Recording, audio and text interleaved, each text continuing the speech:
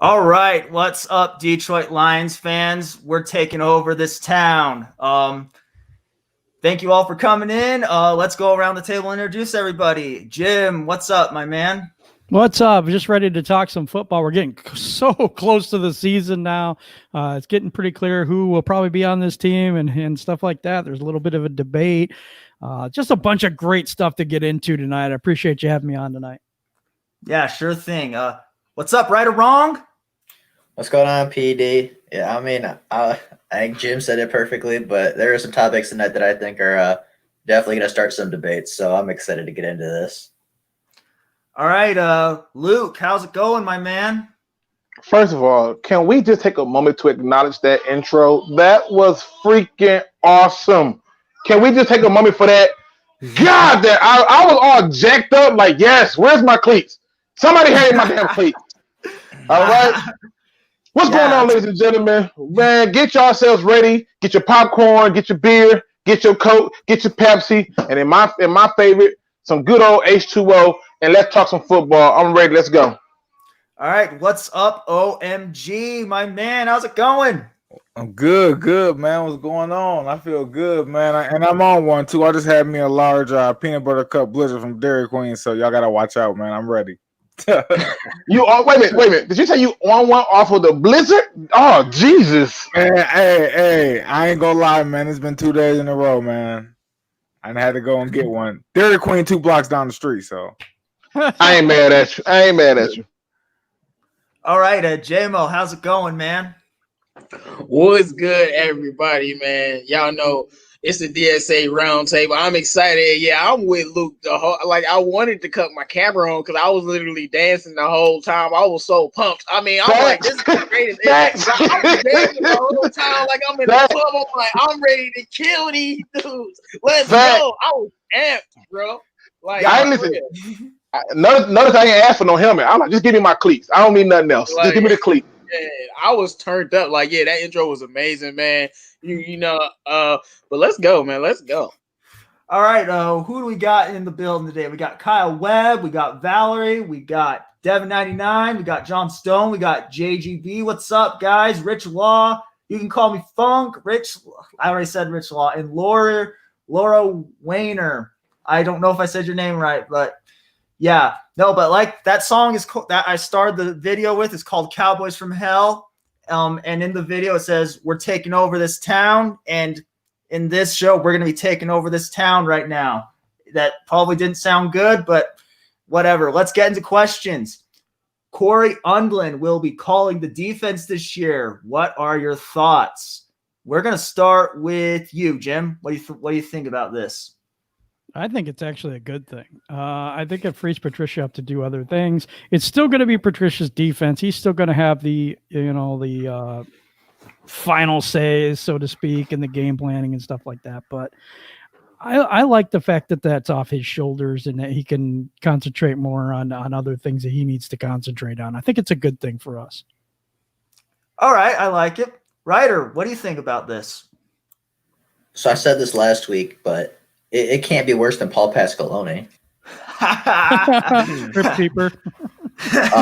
But I mean, I don't know how different it's going to look because, like Jim said, I mean, at the end of the day, it's still Patricia's defense. He's going to get the final say. And, Undlin even said that in his press conference. If Patricia doesn't like what we're doing, he's going to change it. But, I mean, just bringing somebody else in to call plays, I mean, it's not going to hurt the defense. All right. Fair enough. Luke, what are your thoughts on this? All right, so again, hats off to Matt Patricia. All right, can we just take a moment to take our hat off to Matt Patricia, because he originally came out and said, or maybe it wasn't him, but it was brought out that Undlin would not be calling plays for the first few weeks. And I went to town on him. I was like, yo, there's no way in hell that you're going to bring this guy in and then tell me that he ain't calling plays. That don't make sense. And I was like, listen, if you're going to just bring him in to be the DB's coach, then bring him in to be the DB's coach. But if he come in as the defensive coordinator, I expect him to coordinate the defense. So the fact that he's understanding that, look, I need to trust my coaches that I hired to do their job, I'm all for it. Matt Patricia, once again, showing me that he is not a robot. He is human. He can make adjustments, whether they're not in the game or not. Hats off to him for this, because I think it's something that is needed. And I hope that we see some 4-3 out there every now and then. All right, I like this comment from Devin99. Just rush more than 3 and he will do better. It can't be that hard. Yeah. Facts. Sure. All right. Facts. All right. OMG, what are your thoughts, man? I like it, man, because one thing irritated me last year, man, and that's when I think it was Devontae Adams was like, I know what coverage that y'all in when Darius Slay line up. You know what I'm saying? So it just helps for the fact that we're going to disguise the coverage. You know what I'm saying? If he calls plays, and maybe he's going to send some of them blitzes that Philly was sending. You know what I'm saying? So I just like the overall that it's not on Patricia no more. He can just step back and just be a head coach and stop trying to be, you know what I'm saying, with, all of that, man. So I like it, man. All right, J-Mo, it's your turn now. What do you think? I think that I'm agreeing with Luke a little bit too early in the show. I don't like it. I love this, man. I love this, and I like. Kudos to Matt Patricia. I feel the same way from the standpoint that why are you bringing Cory Undlin here if you're not going to let him be a defensive coordinator? What's the point of his existence? Like, why is he here? If you're not going to bring in a defensive coordinator to coordinate your defense, you might as well not have one. I think Kyle Shanahan didn't have the OC. He's the guy. So he gets all the blame and all the credit. So if that's what he wanted to do, he could have did that. But you brought in the guy Cory Undlin, so I'm like, you brought in this guy. He at least should be calling. I was talking about 30 to 40% of the plays, but look like he'll be calling the plays. And unless Patricia wants to change a play, it's his defense, and I like that because Matt Patricia needs to let his coordinators do their job. I think Darrell Bevel is very, very good at it and proven. And Undlin maybe not as proven, and they can work the defense together, but it'll take some pressure off of him. So now he can focus on the other units, make sure things like the special teams is functioning, make sure the time management and all of the small things and little things are done. But I love the fact that Undlin will be calling the plays. And I know some people might say, well, that makes him a scapegoat. I'm not going to even go that route because if you get rid of a defensive coordinator, you got to get a new one. And whether the season goes positive or negatively, you had to find somebody to come in and coach your defense. I like it. I know we'll blitz more. I think our defense will be a little bit different sometimes than what we're used to. And teams, maybe we'll just be a little bit less predictable, like OMG said. All right, I like it. Should I give a super drunk on Kool-Aid take, or should I give a more realistic take? No, I need that drunk on Kool-Aid take. I need that tropical punch. Okay. No, this is like a different level of drunk, but here I go. This defense is about to look like we're playing rookie difficulty on Madden. We're going to be getting like 15 sacks a game, getting like 7 interceptions a game, and we're going to have a historically great defense because of this move. No, but realistically, I like that he's doing this. It's going to help Matt Patricia a lot. And, I think it's going to help Matt Patricia out a lot. And I think it's a good move. And Patricia he's making a gutsy move by having Undlin call the plays because his job is pretty much directly tied to him. And I like that he has this much trust in his coaching staff. I don't feel like he had that I don't think Patricia has had this kind of trust in his entire coaching staff the way he has trust over his current coaching staff. But does anyone else have anything to add, or should we go ahead and go on? Listen, I can put it like this. To me, anything that elevates us in a different direction, because if you think about it, with the performance that our offense put up last year, if the defense just lived up to they average defense of like 20, we win more games. Just be in the 20s. So to me, anything that we get extra outside of that, I'm all for it. So to hear that he's going to unleash those handcuffs is I'm happy. I'm happy as all get out. All right, sounds good. All right, we're gonna go ahead and go on now. Jamin, we're gonna start this one off with you because I don't think you're very happy about this. But Taylor Decker reportedly signed a contract extension. I've seen things say it was signed for 4 years, $60 million, and I've seen things say it's 6 years, $85 million. I don't know what the contract is exactly, but he signed an extension nonetheless. J-Mo, what are your thoughts? No, it's 6 years, $85 million. That's the contract. That's for sure. All right, fair. Yeah, all right, that's the contract. That was reported by his agent and his people. So, yeah, it's not that like I'm upset, but I am, because I was telling you guys this off air. The Lions, every time they do something, they don't know how to do it right. But look, I feel like there's two parts to this. One part, I do like Bob Quinn. You drafted Taylor Decker. He was the first person you drafted, I believe.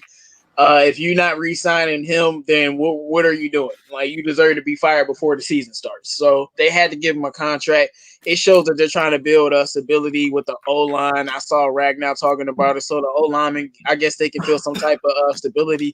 But my issue with the contract is the overall total and the per year. Because so his the highest contract is Tyron Smith. He gets $90 million. Decker contract is $85 million overall, and then he's getting paid $14 million, which is eighth. It's eighth overall. So his contract is the second overall highest contract, and then the eighth overall per year. So basically, if we average that out, he at least should be the seventh best left tackle in the league, and he not. Like, no, it like not even close. And that's what my issue with that. And then I like I said, maybe I'm wrong about contracts, but I thought $37.5 million guaranteed was a lot. But, you know, at the end of the day, they trying to shore up the line around Stafford. And I just felt like with the it was so unsure about Decker. I thought they were going to let him play out this year before giving him a contract. But I guess he must have been balling out in training camp if they paying him now. I would have rather had him play out this year, to be honest with y'all, and then maybe try to give him a contract, maybe mid-season or something. But it is what it is. I have to accept it, even if I don't like it personally. Well, if it's okay, I'm gonna jump in, J-Mo. I think when you did the contract, you kind of did it wrong. I'm gonna tell you why. You're looking at the total overall contract, but that's not how you want to, gauge what this contract really is. You really want to gauge it based on what are they averaging per year. So if you go through and you look at the left tackle position, and yes, I did research. I am on Over the Cap. According to Over the Cap, right now per year, the Texans left tackle Larry Tunsil comes in at $22 million. Anthony Costanzo of the Colts come in at $16.5 million. So that's two tackles right there already making more money than Tyron Smith. Taylor Lewan makes $16 million on average a year.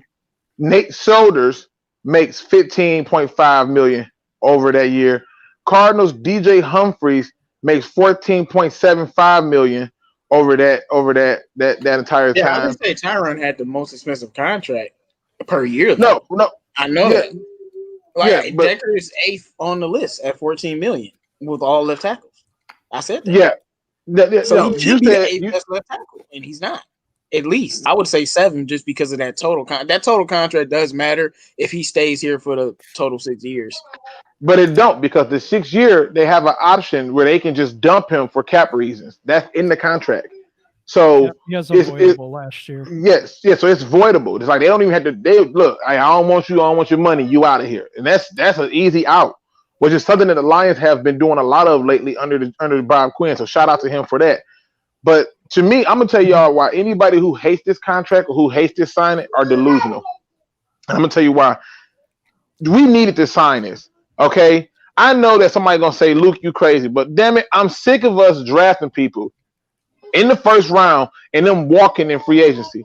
Taylor Decker is not as bad as many of us think. Has he had some bad moments? Hell yes. Most definitely. A whole lot of them. But the reality is this. His contract is not as bad as y'all think it is because of how it was structured and how many outs they have with it. And then on top of that, you got to look at how it's already set up. His average is going to keep going down. So he'll end up being right about where you think, J-Mo. Like he's not top 8. He'll be out of that top 8 when it's all said and done because there's some people who have not gotten their contract yet. And so what you can expect to see is over time is that his contract, and it's not even going to take a full 2 seasons. By next year, he should be bumped already out of that top 10. But that top 10 is including left and right tackles. Literally. I mean, let's be honest. There's some people right here who making more money than him, and I'm like, I think he's better than them. Like, I'm not trying to be funny, but like if you go through and you just look at the averages right now, and you look at DJ Humphries, man, ain't no, he is not worth no 14.75. And I like DJ, but he ain't worth that. Like, I think I would take Taylor Decker over him. Why? All I gotta do is go back to the film, go back to that very first Lions game. This is the exact thing that good teams should do. They should like retain their guys that they draft and literally have a bunch of homegrown people that they build. This right here is what makes good teams and what makes bad teams bad teams. So to me, if they didn't sign him, I would have been like, what are y'all doing? Now we back to square one trying to find a tackle. That's not how you do business. And plus, you got to look at it from this standpoint that how in the hell are you going to have a left tackle on your team that you drafted in the first round, but then turn around and got a right tackle who get paid more money than him, who wasn't even on this team and was a career backup. It got to make sense, Sway. It got to make sense. So, in my opinion, this is a good sign about the Lions. All right. 37 million guaranteed is like that's the second most behind Limry Thompson. So I got to see something from Taylor Decker. All right. Well, can I interject? I just want to interject really fast. I'm not going to say a lot, but I should have noted this at the beginning of the stream, but we are live streaming on the Detroit Sports Alliance channel as well. We eventually plan to move every one of our live streams over there. So please go check that out when you get a chance. But with Taylor Decker, I don't love it, but I don't hate it either. Like, it's hard to find great NFL players, but if I were to pick a position group that is the hardest to get good players for, I'd probably say offensive linemen are the hardest good players to find. That's just my personal 2 cents. But OMG, what do you think about this? Oh man, I like it because the Lions showing that they're trying to keep the home player. They're trying to show that if you get drafted by this team, we ain't just gonna screw you in the long run. So I like it from that standpoint. But damn, if you made Jared Davis wait, you gotta make Taylor Decker wait too. And it's not because they're both the same quality of player, but if you have not shown improvement in your play since you took your first NFL snap, then you don't deserve a new contract yet. You got to show me something. Like Taylor Decker, his best season was still his rookie year to me. You know what I'm saying? And he hasn't shown improvement since then. Like he's been getting he hasn't been horrible or nothing like that, but he hasn't been that guy that he was. And you can't get money from what you could be or what you did once, because that's not how the NFL works. You know what I'm saying? It works like that in the NBA. You know what I'm saying? NBA's contracts work like that, but not the NFL. So I wouldn't have gave Taylor Decker an extension until at least the season was halfway over or at the end of the season going into the next off season, because he's got to show me something, man. Like I feel more comfortable taking a rookie, like a top 5 rookie left tackle than Taylor Decker right now. Listen, I apologize, but I gotta interject. What we keep missing is the fact that this signing was needed right now for a number of reasons. One, we don't know the implications that this has on the cap. Two, this signing could be exactly what they need to sign Kenny Galladay because that's one less person you get sure up. Three, his contract, according to Pond left tackles, will be the 8th highest paid contract out of guaranteed money. So his $37 million that he got guaranteed, you got Tyron Armstead of the Saints ahead of him. You got Tyron Smith at $40 million ahead of him. Eric Fisher's ahead of him. Trent Williams, who can't stay healthy for his life, ahead of him with $40 million. He got $41 million. I was saying, what are you looking at? I'm more over the cap. I'm looking at the total. I'm looking at that too, and there's a little bit of a difference because the total million. The left tackle, if you go to the left tackle, you can look at the contracts based on position. And when you go to the left tackle position itself, you will be able to see all of the contracts. They show you the total, the year average, the total guaranteed, the fully guaranteed. The total guaranteed and the fully guaranteed is two different things. Right. So the fully guaranteed amount. The fully guaranteed money. The total guarantee is included with bonuses and they add stuff to it. Right. So what I'm telling you is his stuff is not that bad because it's not like he's up here getting a contract after a couple guys. Yeah, but that's only based on you're basing it off of the fully guaranteed. I'm telling you, there's things in his contract. You can like the contract, but we can't act like we did not just pay him like a top 3 left tackle. We really just did. But we didn't though. We didn't. We didn't. Listen. Highest paid left tackle. What are you talking about? We didn't because again, the same thing that they said the same thing about the highest paid left tackle. They said the same thing about Matthew Stafford, but when you look at the contract, it averaged out to what it was supposed to be. You're looking at it right now. That's short term. I'm looking at the long term impact of it. One, this frees up money more than likely to help them sign people like Jared Davis and Kenny Galladay. Two, we don't understand or we don't know what are all the details of his contract. There's some incentives in there where he got to play so many games and he can't, there's stuff in there that there are some protections that we're just not going to talk about. And I can't sit here and not let us not talk about it. The reality is this. When you look at him in terms of where he's at, that contract is not bad. We thought the same thing about Trey Flowers' contract till we realized what was happening and how they structured it. We can't kill this contract off of his initial numbers until we know the details of the contract, and that's the point that I'm trying to make. No, the point I'm trying to make is he shouldn't have got no contract, period, until at the end of the season because he got to show improvement. I feel like yes, you showing that you draft players and you keep them, but man, you keeping the players that ain't showed you nothing yet. Like Taylor Decker is like he's okay at best, but he's not ever gonna make no Pro Bowl. You know what I'm saying? He's not ever gonna be no dominant guy. So him setting, kind of setting the market and trending like that to be a top 10 paid left tackle is just absurd.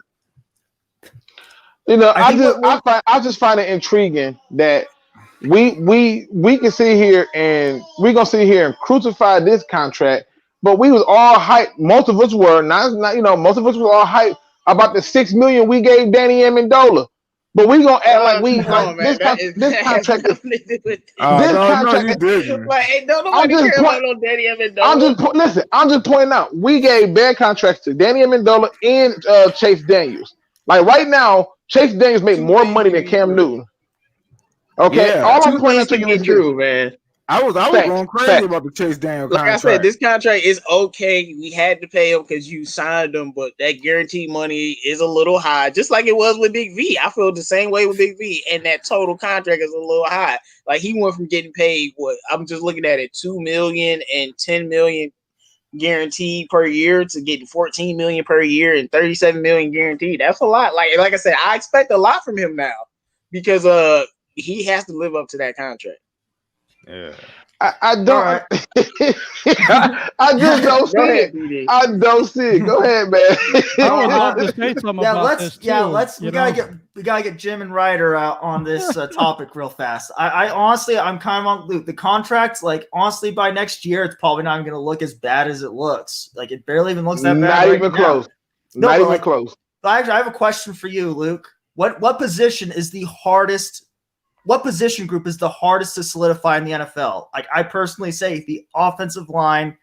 It is. It is. There are not that many great offensive linemen in the NFL. Nope. I'm not saying Nope. Taylor Decker's great, but even a player of his caliber on the offensive line is hard to find. But Jim, let's go to you now. We got to get to you and Ryder really fast. I love the conversation. Not really though. fast. I'm going to say what I want to say. Yeah. All right. So the contract actually isn't terrible, but it's up there. It's up there for a guy that doesn't. I mean, for me, he's average. I don't think he's above average. I don't. But we've just taken. We're not going to have a cap hit this year. It's going to be the same amount of money, so there's no savings or anything else like that. It averages out to a $15 million contract per year, and that is actually top 5 in the league. So that's where that is. I don't think he's top 5. I don't. But I don't hate the contract either. There's a voidable year. We've locked down our left tackle for years. I don't think it's terrible, but yet with the cap situation the way it's going to be, I don't like it. It's just the way I feel about it. All right. I feel you, Jim, but I gotta ask you, Jim, what is it about the contract? What is it about it that you don't like? Is it the player that we gave the money to that you don't like, or is it the contract that you don't like? What is it that you don't like about this? It's the money it's the value. So it's $15 million a year, right, for his contract. And the only people that make more money than him is Taylor Lewan, Nate Solder, Anthony Costanzo, and Tunzel. That's it. Yeah, but let me just say this to you. At the time that people like Tyron Smith got his contract, he's making $12 million. He's making it balanced out. The same thing happened. Like when you go through when Terran Armstead got his contract, and people were like, he's got more money than Tyron Smith. This is what the NFL do. So we can't get mad when the NFL pay people based on a projection of it balancing out and moving the bar down. But I do get what you're saying. That I just you don't like the value for the it's the value for the player at this point. It doesn't have to do as much with top 5, even though that's what it says, and it will change because people will get new deals and that's what happened, just like Matthew Stafford's deal. But I think that it will hurt us in the long run. If he doesn't pan out to be a top, even top 5 person, I mean, maybe they see something in him now that we don't. He knows the system, he stays relatively healthy. He has had some injury problems, but it also sets a standard. It also sets a standard for the idea. It doesn't, like, we have a history of letting our first round picks walk in free agency. The list sometimes is long. that's a good decision. Right. Right. Jim. Hey, Jim. Hey, Jim with them bars. Hey, Jim, when you said that, he was like the third best, my stomach this hurt. is my thing. Let me address this real quick. It says the cap goes way up in 2 years. Are you out of your mind? They just did it. They just did a whole thing about this where the next 3 years or 4 years are going to be level. It's in the new agreement where they said the whole cap thing is going to be level and might be lower in the next 4 years. So I don't know where you're getting that information from. Well, I can say this. I know there's a lot of people asking about where does Big V's contract line up at. Big V is 1, 2, 3, 4, 5, 6. He's the 7th highest paid right tackle, and came in as a career backup. Right. With me and Jim, I don't think we were happy about that contract because of the money. Nope. but right. hold on. That's the same way. But that's if you look at the contract from the total value. If you look at it from the average per year, then he only go down one spot, so never mind. Disregard that. Like, look, we only go down one spot. We know that the market bears thing and the market changes, but my thing is, even with the market changing, you couldn't have paid him $12 million.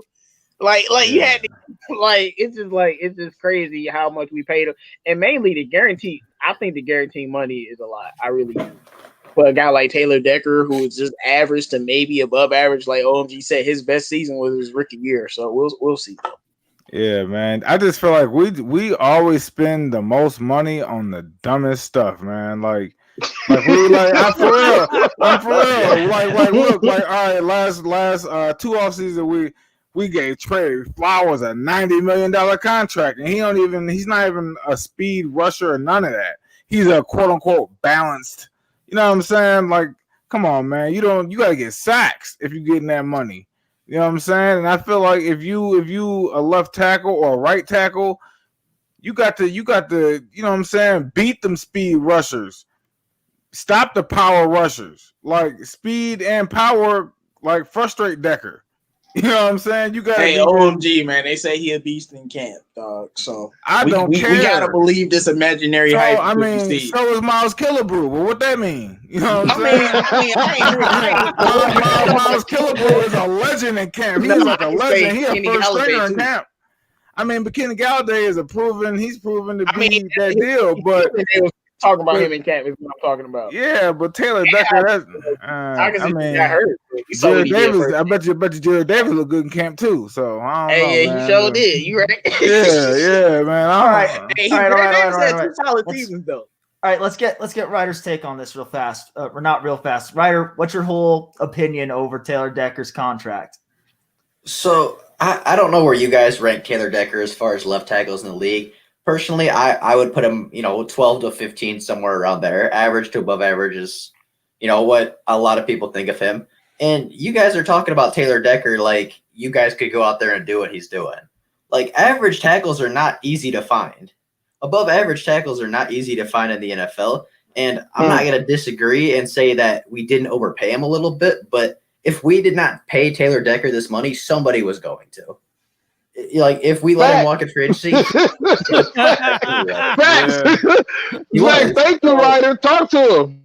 We're solidifying a part of the offensive line that, I think most of us on the panel tonight would agree that the offensive line is, one of the biggest question marks on the team. So we're solidifying a piece on that offensive line who has been one of the better offensive linemen for us since Bob Quinn's been here.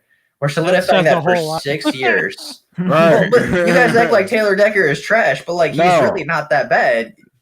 He's not a bad player. He's not trash. He is not trash. And now I'm going to show you some but Vikings he's not games. worth. And you guys act like. But you guys act like, good left tackles just grow on trees that we could just go out on the streets and go pick somebody up. Like, we needed to pay this. I'm not saying that, but the thing is, what I'm saying is what if in 2 years we're like, dang, we got to go get another left tackle? Exactly. I mean, it don't matter. It don't matter if in 2 years you got to get another left tackle, because even if you got to go get another left tackle in 2 years, you still have things in his contract that we don't know about. We know about the one opt-out on that 6 year. But even if they decide, we don't know how the total contract is going to be structured, and we're assuming that this is going to be an even across each year. It's not. They didn't do it even across each year with Trey Flowers, and they won't do it now. Okay, so if you're fine with this contract, we have to at least say he has to play well, because regardless. That's because Jared Davis didn't get listen. paid I would tell you if you playing a Viking. Yep, listen, if you're paying somebody $1 and they starting, they got to play well. I don't care who it is. The contract does not determine if you're going to play well or not. It's you been on the field that you need to play well. If you out there, you need to play well. I don't care what they paid you. Get out there and play. But where I start to take exception to it is like if they went out and they signed somebody like Jamarcus Russell and they he gonna be the future quarterback and they give him $100 million, it's like, bruh, he ain't threw a ball forever. This is ridiculous. So you know, I can understand you being upset about that, but this is a guy that, for all practical purposes, and I'm telling you right now, we know that he get his fair share of penalties. We know he get his fair share of problems. But overall, this is somebody that we had to keep. We had to. It was no way of getting around that, in my opinion. I just want y'all to keep that same energy when Stafford getting sacked. I just like I'm gonna bring this up. Keep that same energy. I'm gonna remember this. Exactly, yeah. Because when they send them speed rushers around there, Decker gonna be looking stupid. All right, OMG. Do you want to know how often Taylor Decker gives up a sack in his career? Do you want me to give you the number? Versus Yes. the Vikings. The crucial times, though. Vikings were one every team. 211 snaps, he gives up a sack. That is not that often, and you guys act like he gives one up every other play. Ryder, talk to him. I mean, Ryder, he's had talk years of to giving him. up 7 sacks, Ryder. He's had years where he's gave up 7 sacks. Like, might as well be every play you giving up 7 sacks. He's playing hurt though. You can't. Oh God. Oh He's my playing. excuses, man! Stop missing me with that, bro. Oh, Come on, he's playing hurt. He's been healthy the last 2 years. So let me ask this question then: if we weren't going to sign Taylor Decker, who are we replacing him with? You were supposed to not get Jeff Okudah and draft the O lineman. That's what you were supposed to do. Okay, but that didn't happen. Okay, but that didn't happen. Hey, Right so now, the Lions on are this on this roster like, right my thing is, I don't think he's our left tackle of the future. And when we replacing him, we're gonna revisit this. Let me ask you this. Is he better than Riley Reef? No, they're saying no. They're the same. Thank you. I was just about to say we might as well sign Riley Reef. I was just about to say that because Riley Reef sometimes was very good. They the same level, straight up. He is not an upgrade. Jesus, Ryder, hold your arsenal, man. We don't want you to burn the whole town down just yet. Riley Reef had a 7 sack giving up season with the Lions. I'll look at it right now. I bet you he didn't. Like, come on, Riley Reef was solid. Don't Riley Reef still start from Minnesota? Well, he might be out. He just took a pay cut to stay on the team, and the head coach the head coach commented it's no guarantee he's gonna stay there. Right. But I'm with Truth Teller. Decker is definitely better than Riley Reef. All right, yeah, I think we've beaten this we've talked about this long enough. I think we're gonna have to go on. We'll go with this one next. Yannick Ngakoue was traded to the Vikings. What are your reactions? Man, I don't know who to have go first on this one. We're gonna have you go first on this one. We're just gonna have you go first. My initial reaction was like, why? And then you know what I'm saying? Because Everson Griffin was a nightmare for us. Okay. I think didn't he have like that 5-sack game or something, 4 sacks? I just remember that nightmare game where we gave up 10 sacks and the offensive line was just playing so trash. Right. Dude, everyone on the Lions offensive line was playing like trash. I don't know why we're seeing a lot of offensive linemen against the Vikings. What offensive lineman do we have that does good against the Vikings? Wagner didn't do good against the Vikings. Ragnow wasn't doing good against the Vikings. I mean, who does good against the Vikings? Pretty much no. Taylor does do worse. That's the point. Okay. No, like the thing is they got better rushing with Ngakoue. Like he's just more athletic and he's a better speed to power edge rusher. And it's like, man, if we didn't have nothing to worry about, now we do again. You know what I'm saying? Because they had got rid of quite a few of their defensive linemen. They got rid of almost all their secondary, and I was like, okay, they about to have some rookie players, and then they go and get a premier pass rusher, and it's like, God, I mean, I'm about to swear, but like, man, like we as the Lions, that's why we are like, oh, go get him, because when you see people in your division making these moves, it makes you upset that your counter is to give Taylor Decker all that money. Like, come on, man. Like, goodness. We spend money wrong, man. We spend money wrong. We frugal when it comes to good players, and then we just spend it on the wrong player. All right, J-Mo, let's let you go next. What do you think about Ngakoue going to the Vikings? You know, I hate when I gotta preach and then people push back and then we watch what happened. I've been saying I've said that I haven't specified what the move needs to be, but from getting pass rushers to linebackers. You know, it looks like we shored up our O-line. But I'm not surprised. This is just like the Lions. Sit around and do nothing while every team in our division consistently goes out and get pass rushers. And I mean, we got Trey Flowers. Trey Flowers is probably the only guy that we got in years. I mean, and we were drafting some good pass rushers too. But my point is, I can't believe they did this. I'm very hurt. I'm with OMG. Like, now we got another thing to worry about. And he is an expensive 1-year rental. I think his contract is like $13 million or more, and they do have to re-sign him. But my point is, they don't care. They going all in, and that's all I wanted from the Lions, is to show me that y'all want to win. And every other team in our division, like, we talk about so much how much we want to win a division, but every team in our division has went all in and won the division. So obviously they doing something right, and we doing something wrong. So now I'm looking at Minnesota as maybe the best overall team in the division, just because of they just keep adding all these pieces. And I know we don't think highly of that defense, but we discuss how we're already going to be good, and adding another pass rusher is just going to help them. It's just like every time some big player gets signed somewhere that's not in Detroit, fans always come up with a reason why we shouldn't have did it or it wasn't the right move. Why can't we just go out and make these moves? Because I'll keep saying it, the teams that win, they do this. Not all the time, but more than the majority of the teams that win go out and get Jamal Adams and Minka Fitzpatrick, and you go out and you get Yannick Ngakoue, and you go out and get Khalil Mack and win a division with a quarterback that ain't better throwing the football than any of us.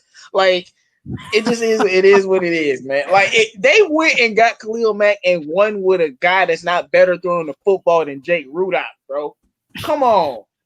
And man, hey, it is what it is, man. I feel like the Vikings are more serious about winning than us. It's expensive though, so we'll see what happens. All right, Luke, give us your thoughts on Ngakoue going to the Vikings.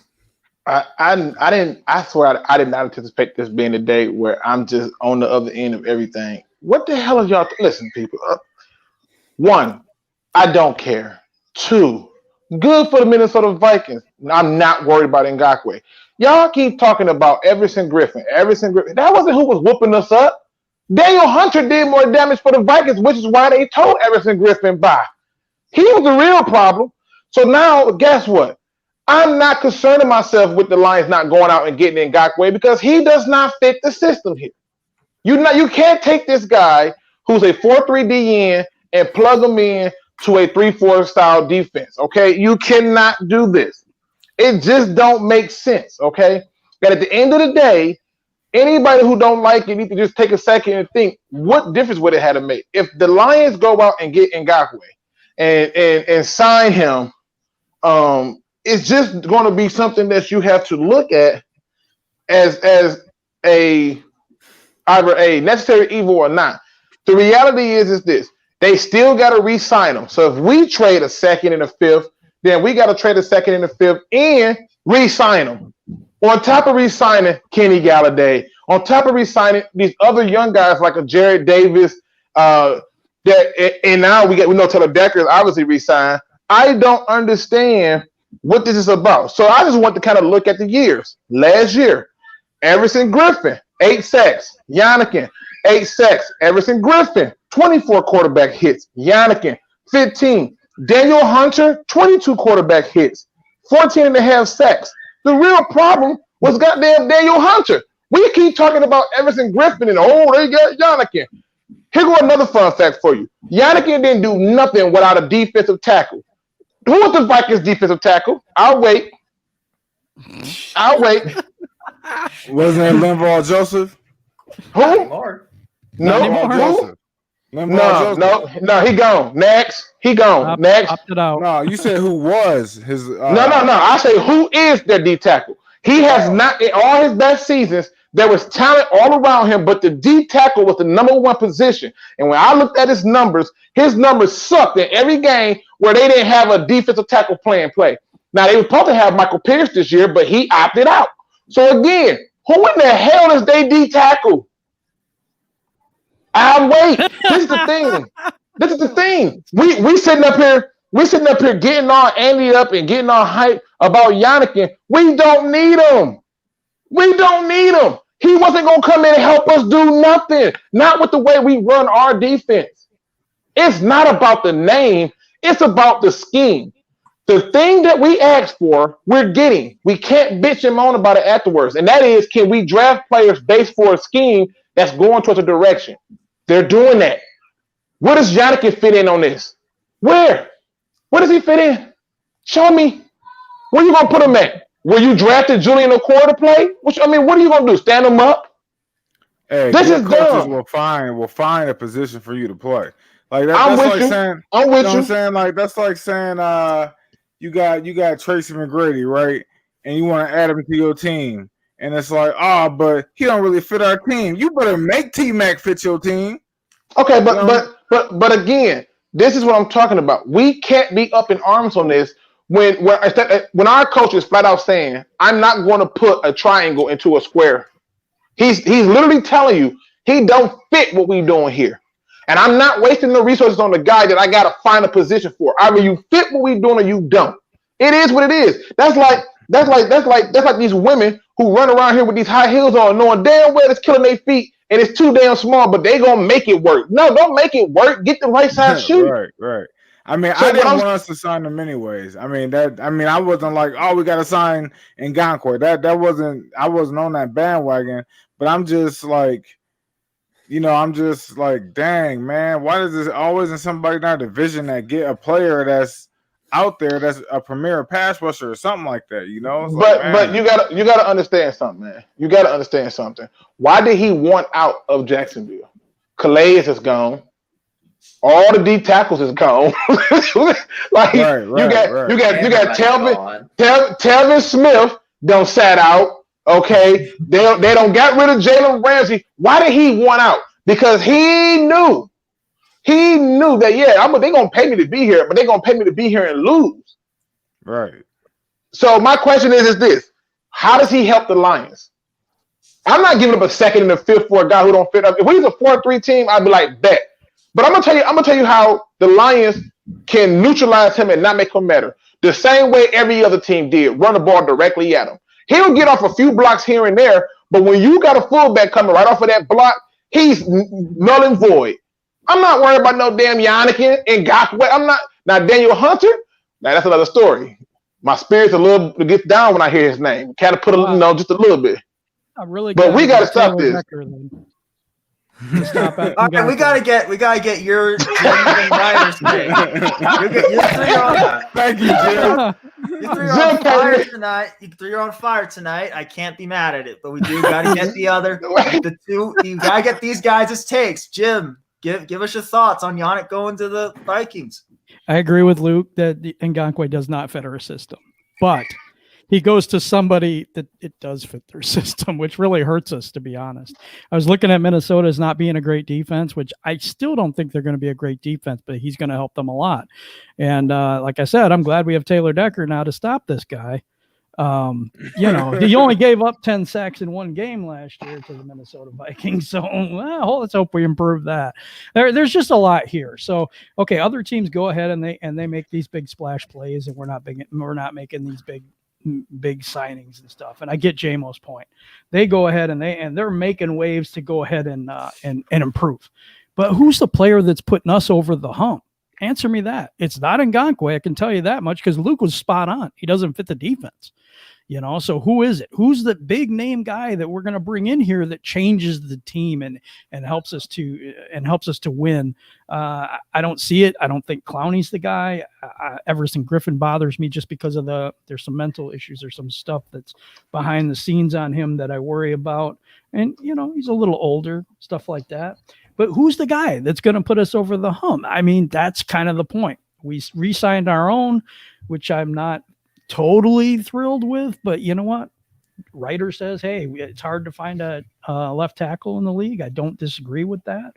I'm just saying I understand why people are frustrated, because you look at it. Khalil Mack joins the Bears. I would have liked Khalil Mack on this team. I can't be mad at that point, because I would have. But look what they gave up. I mean, it's just a point. You know, they gave up 2 first-round picks. They gave up first-round picks in 2 years. Facts. Yeah.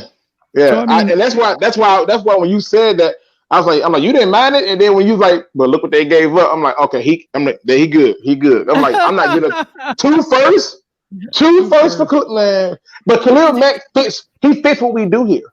Yes, he does. I don't know, man. I'm taking Khalil Mack. So 2 first-round picks. Yes, that's a tough price to pay. You know, I'm taking him. Listen, if I'm giving up 2 first-round picks, he gonna have to like carry me on his back to the stadium. 2 first-round picks. Hey, Luke. Yeah, well, one of those All is right, a tight end. guys, we gotta get Ryder's take. We gotta get Ryder's take on Yannick. We gotta get Ryder's take on Yannick. Ryder, go ahead. I mean, I guess my thing is just, is he going to be that much more effective than Everson Griffin was?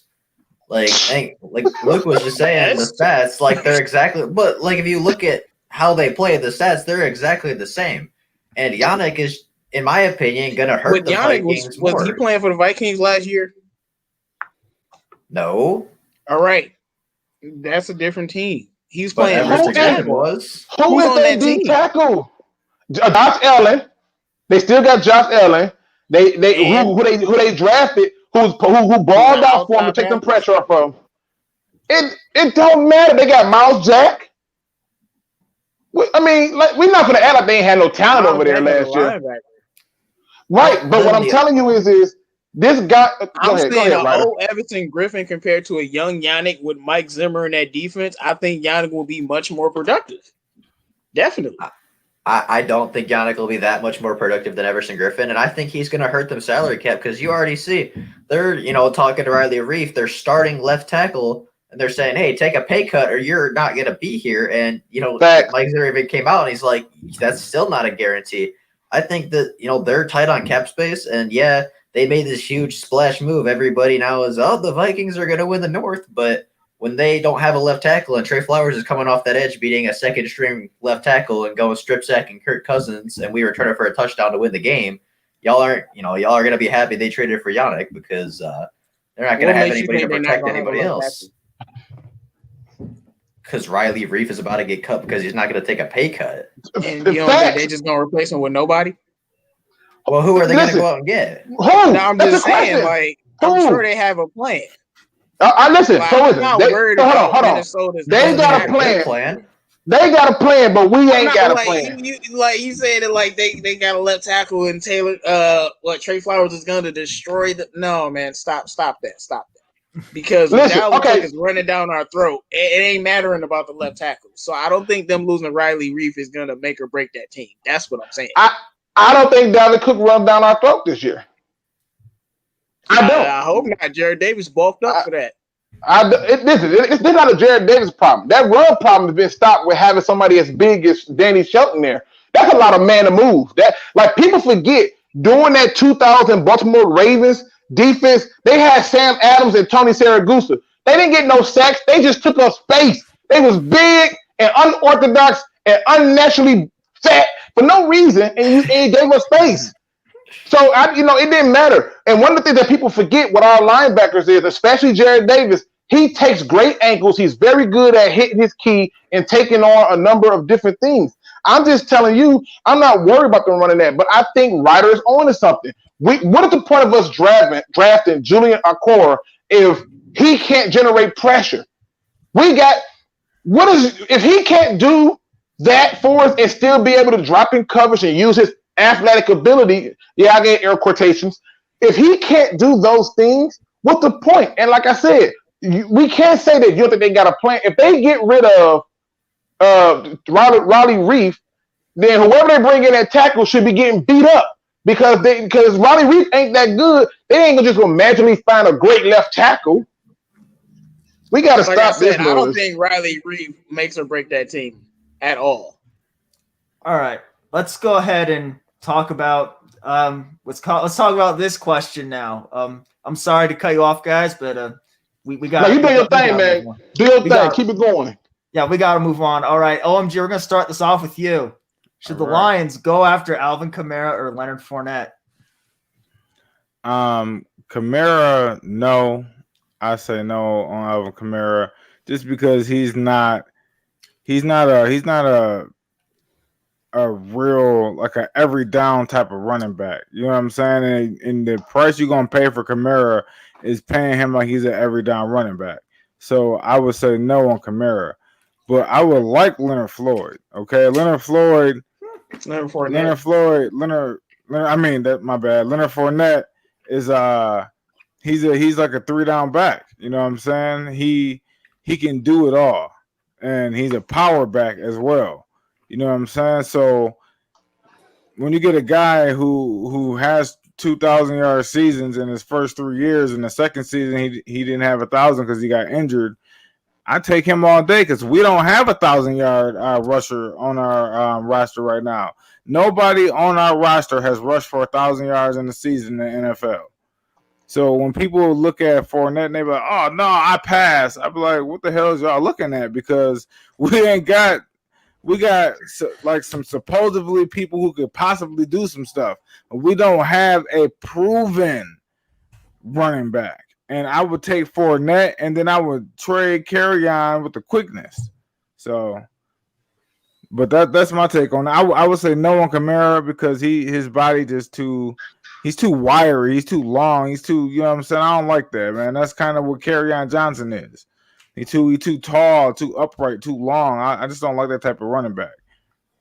All right, fair enough. All right, I'm gonna go to you, Jim and Ryder. I should have done this first, Jim. You haven't gotten to speak as much as you probably would like, so we're gonna let you go ahead and we're gonna let you and Ryder go next. No, I get in there when I want. Yeah. All right. No, but do you want the Lions to go after Alvin Kamara or Leonard Fournette? And no on both at this point. And the reason here's my reasoning. So before you kill me on it, number one, I don't want to trade away assets for Alvin Kamara at this point. I think we have pretty decent running back stable at this point. We have other needs. I think that we're wasting money in that aspect. Okay. Leonard Fournette, not now. I don't want to get him and pick him up for $4.2 million. Now, if he goes through the waiver process and he's still there and we can get him for cheaper, I might think about that. I like Leonard Fournette, but I don't want to pay him that much, especially when we got a lot of running backs in the room already. All right. Fair enough. Ryder, what do you think the Lions should go after Kamara or Fournette? So no on Kamara because I don't think it's worth giving up that much. I think I heard they were asking for a first for Kamara, so that's a no. And that and DeAndre Swift has already been drawing comparisons to Alvin Kamara, and I know that there might be that concern that he's not going to be healthy for Week 1, but we just drafted 2 running backs with, explosive ability and running backs that, are going to make plays for this football team. And I mean, I don't know why we would go out and get another running back that is, known for being a receiver when we just got 2 guys that can be receiving backs just fine for the team. And then Leonard Fournette, I really like Leonard Fournette. I think he's just a really good running back. He's, very powerful, very fast. And as OMG said, he had 1,000+ yards last year, which is something that Detroit Lions are not accustomed to. But I don't know if I would want to pay him 4.2 because, like Jim said, we got other needs. We need linebacker help. We need, some defensive line help even. We need maybe even a guard.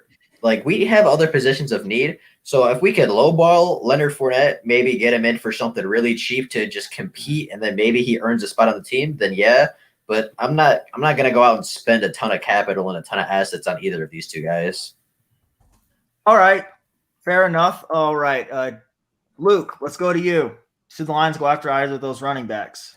First of all, let me just say I'm so proud of Ryder and of Jim because they are right.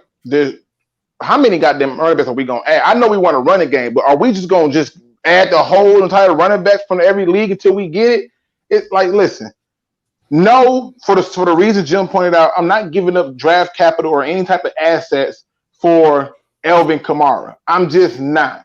I don't do it. Plus, his representative and him came out and said that they never asked for a trade. And I know it's not necessarily their decision to make, but who wants to trade for a guy who may be a little disgruntled about being traded? That's one. Leonard Fournette. If you okay with having people who get hurt, cool. I'm cool with it. But that's what the problem. That's why we drafted a running back because Kerryon was hurt. Leonard Fournette has had injury issues from college on out. Plus, every time I turn around, Leonard Fournette is in trouble. If you getting rid of people for having too much mouth, wait till you get Leonard Fournette in the locker room. Okay? If you worried about people you want these choir boys, ain't nothing about him church. I'm just trying to figure this out. Like, so if we're going to start picking up bad boys, then pick up legitimate bad boys. Give me somebody that's going to be a legitimate bad boy who has an impact. If you're going to do that, go get an Earl Thomas and let him, punch or whatever he want to do. I don't care. But at the end of the day, the Lions better not add another damn running back to somebody that's down for sure. They just better not. And it doesn't make sense. So you fine with adding Earl Thomas if the Lions say we about to add some bad guys? Is that what you were saying? Yes, if we're gonna add me some bad guys, give me some good bad guys.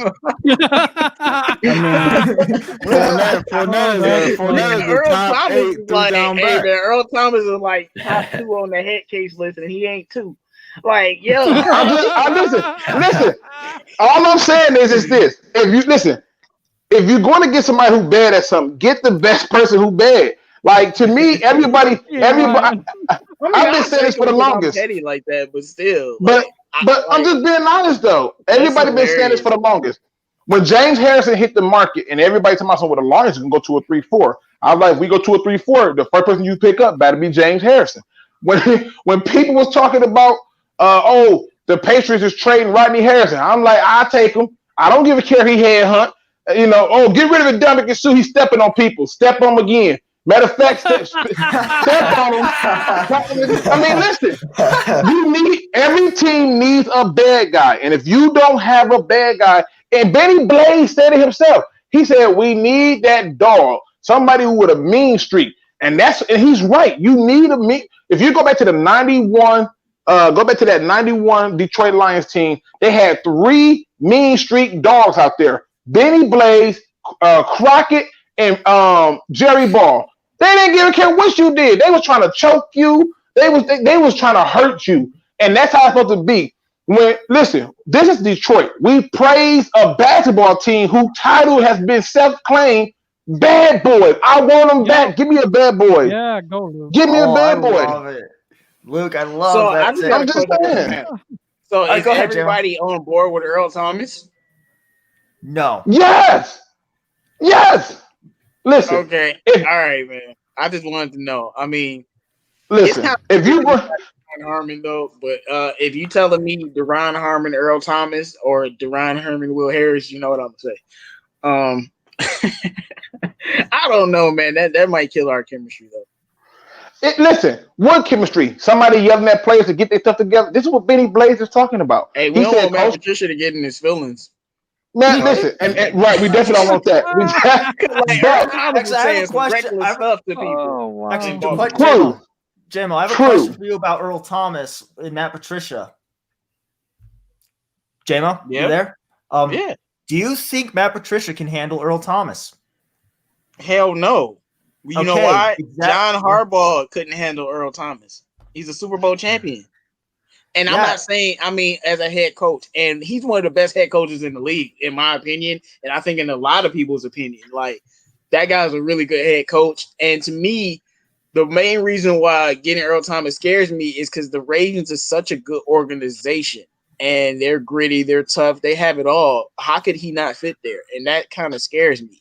I'm gonna tell you why. I'm gonna tell you why. I'm gonna tell you why. He couldn't fit with the Seahawks because he got tired of the Seahawks putting him up in trade conversations, similar to what the Jets did to Jamal Adams. So that's what that was about. And he figured if you're gonna put me up for trade, then or you're not gonna give me the contract that I want, which he had already just got a contract. He like, let me trade me or let me walk if you don't want my services. Now the Baltimore Ravens is a little bit different. Once they looking at it like this. They had clauses in his contract that say, hey, if this happen, you out. And guess what? They still got to re-sign a number of people, i.e. starting with the quarterback. They're going to have to give him, they're going to have to re-up on him any damn way. And they got to re-up on a number of other players as well. So to me, that was more of it was a good chance for me to dump some cap, and there's a good reason for the fans to get mad that I'm dumping it for cap. That's all it was. But if he come in here and he balling, I'm good. Just I don't care how disrespectful he get to the other opponent. In fact, as far as I'm concerned, he can kick them while they down. I don't care. I need a bad guy. I want somebody on defense that you're afraid of. And I'm telling you, if you go through the history and look at those players in the league who was a bad guy, the reason Deacon Jones, you think Deacon Jones cared if you worried about him getting chokeslammed? No. Yeah, I don't disagree with you, but I think Earl has been declining. And after I seen what Derrick Henry did to him and that whole team, it hurt me. Hold on. He got to be a good player. I don't really think he's as good as since that injury. Now you know we had a conversation about Derrick Henry. I'm like, he all right. But who in the hell? Let's be honest. Who in the hell trying to hit a 6'4", 260-pound man head up? I ain't finna do that. Hell, Ray Lewis tried it with freaking Jerome Bettis. It didn't look pretty. You don't listen. It's some things you just don't do. I remember when the Giants had Brendan Jacobs. You remember seeing some of the biggest linebackers trying to hit him head up and failed in that point. He started jumping over everybody. I'm just telling you, Earl Thomas was trying to do his best to slow him down. Earl Thomas ain't 6'4". Okay, he just not. So where's he gonna hit this big man at? I'm just saying. And the defense on the field for a while, so we can't hold that against Thomas would have had Henry scared to run that way. That's all I'm saying. That's all I'm saying. Like Seattle, Earl Thomas would have had Henry taking a knee. Thank you. He would have hit that man so hard. But Devin is right. Derrick Henry was right to do that to every safety in the league. He's just that big. When once he made it past the D line, then the linebacker, the safety is like, oh, y'all ain't shit. Really? like they didn't want no parts of it. And I think that's what you see. Ray Lewis did handle Eddie George. I remember that hit. Put him straight out of bounds. All right, J-Mo, did you answer the question about should we the Lions go after Kamara or not? Yeah. Well, let's let you go, and then let's do 2 more questions, and then we'll get to the chat. So what do you think the Lions should go after, Kamara or Fournette? First off, I got to say shout out to all the people that came through in the chat. Make sure you guys like the video if you haven't already, man. But so Kamara, no, it's just too expensive. I'm with Jeb. I'm not willing to trade assets for him. And Kerryon and Swift are literally Kamara. Like, what are we doing? Like, we're gonna have 3 of the same running back, And Fournette, I would take Fournette though, because he does have injury issues, but so does Bo Scarborough. Todd Johnson isn't reliable as a running back, and Jason Huntley is a scat back. So you got your scat back in Huntley. Like I said, I don't have no faith in Johnson or Scarborough staying healthy. I don't have faith in Johnson, and I don't have faith in Scarborough staying healthy. But now so you basically have Swift and Kerryon as your running backs. You still need that power back. And to me, he's not just a power back. He's all purpose, and he's useful. I think he'll be very useful. Like, I think teams will be much more fearful of us if we have Kerryon and Swift and then Fournette. And you got to remember, Fournette was, for the most part, I know he started splitting carries later on, but he's really been the guy. If he's on our team, he's the third back. So the chances of him getting injured might be a little less. And he played 15 games last season, and then 13 before that, and then 15 games. But he has had some injuries, but he ain't no more or less injured than our running backs. Look, all of them, honestly. Like, the only one that I know hasn't been hurt yet is Huntley, and maybe he got hurt too. Like, everybody getting hurt. So I just feel like Fournette, his workload, he's just like we just giving him the ball to run in between the tackles, and I trust him running on the goal line than any running back on our football team, including Bo Scarborough. So, but I don't, I disagree with Luke. I understand what you're saying, but I don't dislike adding running backs to the room. Look, last thing I need to see a running game for Matthew Stafford. So if you got to take 35 running backs, like the Bears got 35 tight ends, and you put them all in a pressure cooker, whoever come out. So if they want to throw Fournette on the team to mess with some people's minds, go ahead and do it. My thing is, I don't want him to be paid more than Kerryon or Swift. I don't know how much they're getting paid, because I think that would send a bad message. But other than that, I would love the competition, because he doesn't have to make the team. But if he pushes Kerryon and Swift to the next level, I'm all for it. All right. I just don't understand why would we sign, like we're supposed to be getting rid of bad boys and people with off-field issue. Hey, this is about what we want. See, I want. I like that take. I heard that. Like, the Lions don't want Earl Thomas, but I'm sure you would want Earl. So, like, I want Fournette. I don't know if they want him. I would take him, no doubt. I do too. All right. This was a good conversation, but now let's do 2 more questions. Who is a Lion that you think will be a pleasant surprise and why? Jim, we were kind of talking about this off air, so I'm going to start with you on this one. Jason Huntley. And I don't know if it's going to be a surprise. This guy is explosive. I totally believe he's making the team. He's a gadget guy. He reminds me a lot of Javid Best in ways. Okay. I mean, and Theo Riddick has been kind of his like, oh, okay, he's compared to Theo Riddick and all this. He's a lot better than Theo Riddick. I was about to say, you being disrespectful to Huntley, compare him to that slow. Yep. Exactly. I love Riddick, but he was slow. Like, let's be real. Look at it right now. DeAndre Swift has been hurt, and even the offensive coordinator says it's probably going to take away from his carries. You've got Kerryon Johnson already in a knee brace. We don't know how long he'll last. It happens every year. I don't want it to happen because he's a really good back. But it happens every year. If Huntley ever gets a chance, watch out. That's all I got to say. We would have had this problem if they drafted the running back that I wanted all along, and AKA Joe Mixon. But I'm gonna leave that alone. I'm gonna leave it alone. You're just right. get spit on. I thought you was about to say AKA Sony Michel because that's who I really wanted. Listen, I really wanted Sony Michel, but before there was a Sony. I'm just saying that I'm like, listen, if Joe Mixon was there, I'm like, bro. Kerryon was not on my radar at that time. Right. I'm gonna leave it alone. All right, Ryder, go ahead. Who do you think's a player that can be a pleasant surprise for the Lions this year? Quintez Cephas has been a pleasant surprise throughout training camp, and he is going to continue being it. This dude, he's just making plays in training camp, and Darrell Bevel's going to have to get him involved because he just catches everything. He's going to surprise a lot of people. All right. I like it. Luke, let's go with you. Who do you think's a line that can be a pleasant surprise this year? Matt Prater, baby. I can't wait. Listen, Matt Prater. I'm just playing. Y'all know I'm joking. Honestly. I was about to be like, put some more respect on his name. Hey, listen. I like that. I don't care. That was good. What the hell? Listen, I'm going to be honest. I think the pleasant surprise is going to be Taylor Decker. I think y'all going to be really shocked at what it is. Y'all don't understand how important it is to have a competent guard next to you. And if Jonah Jackson can keep up what he's doing in practice on game day, it makes life for Taylor Decker better. And then that they can always rotate a blocking tight end over if a guy is just too fast for him. But I'm just saying, if you telling me right now somebody who can stand out and be the most pleasant surprise, it's the guy that they signed that we're going to look at and people are going to say, yep, that was pretty smart.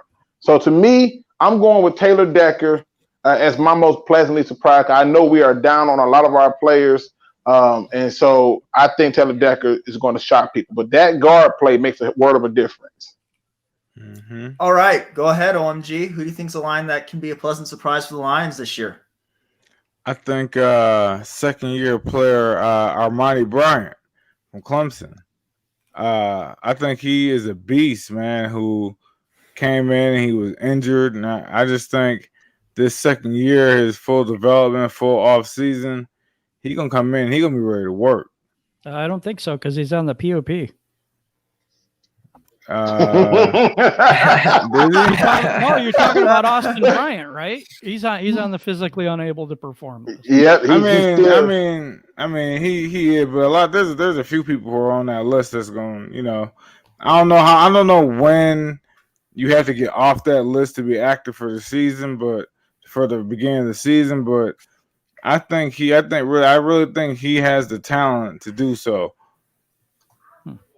Let me do this really quick. I don't disagree with the talent, but I just he can't stay healthy. That's his whole issue. Let me do this really quick because I want to put this out there. I believe at I believe Blue and Silver has a YouTube channel, correct? Yes. And I want us to make sure that we're showing support. So if you have not subscribed to Blue and Silver, please do so. Go over to show us some support and show us some love. This is one pride. YouTube is big enough for everybody. All right. And so go and show Blue and Silver some love. Blue and Silver, please post your YouTube channel link in the description so people can hop on it and get to your channel. I want them to do it. Also, that dude live, he has a YouTube channel. Subscribe. We gotta support each other, people, because that just makes the community stronger. It strengthens us as one. And people always talk about the ability of a lion's roar. It is the most powerful roar of all the big cats, even though it's not the biggest cat. So I want you to just make sure you show support to each other and be kind about doing so. So make sure you check out Blue and Silver's channel and anybody else. So put that in there, Blue and Silver, so people can get there and subscribe to you. Yeah, that's awesome. We do love to help each other out. We should be one community with one voice, and I love that. Thanks, Luke. Oh yeah. Yep. Oh yeah. Luke, you gave your opinion, right? Yeah. Right, Yep, I gave mine. All right, J-Mo, it's your turn. Who's the line that you think is going to be a pleasant surprise this year? Well, I mean, I'm focusing on one of these guys, but I think both of these guys. Look, our first and second round picks that we drafted last year, they about to shock y'all. Jelani Tavai is about to be so good. Y'all gonna be like, I'm so glad we drafted him.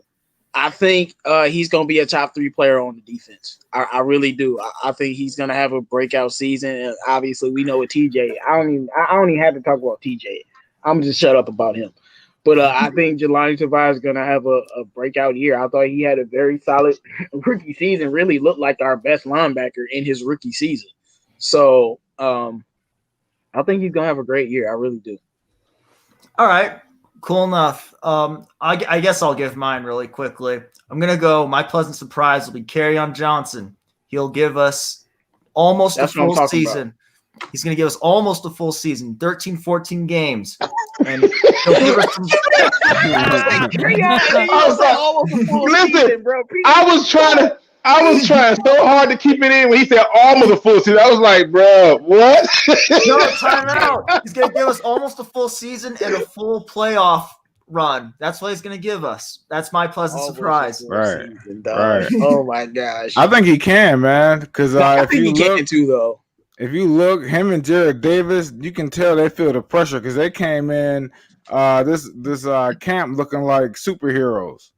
Yeah, they did. So you can tell the heat is on. Jared Davis been balling, man.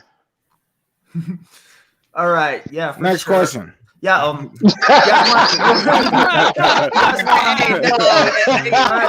Jared Davis, bro. All right, y'all sleeping on Jared Davis. All right. We're going to go with a slightly darker question. Yes. Are there any player or players that you think might disappoint this season and why? Jim, I guess I'm just going to start with you again. What do you think? Wow, this is one I'm not prepared for. Okay, cool. It's a dark question. I don't like to talk about dark players questions. That might underperform this year. Holy cow. Well, just as it stands right now, I got Jeff Okudah. You can't be the 3rd overall pick and not start. It just that for me, that is, I don't care. I've heard all this other stuff about, he's going to take time to develop and all this other stuff. We going to get to it, Jim. But I'm just telling you, I know he asked me. That's what I think. That's who I think right now is my underperformer, if you want to call it that. All right. J-Mo, who do you think might be a player that might disappoint this season? Yeah, so it seems like me and Jim are being mean today because I'm going with Swift.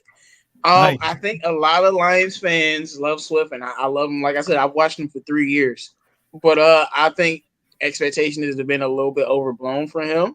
I think he will be a good running back, but I'm not so sure that he's going to be what Lions fans think he is year one. All right, Ryder, what's a line that you think might disappoint this season? Chris Jones, because he disappoints every season.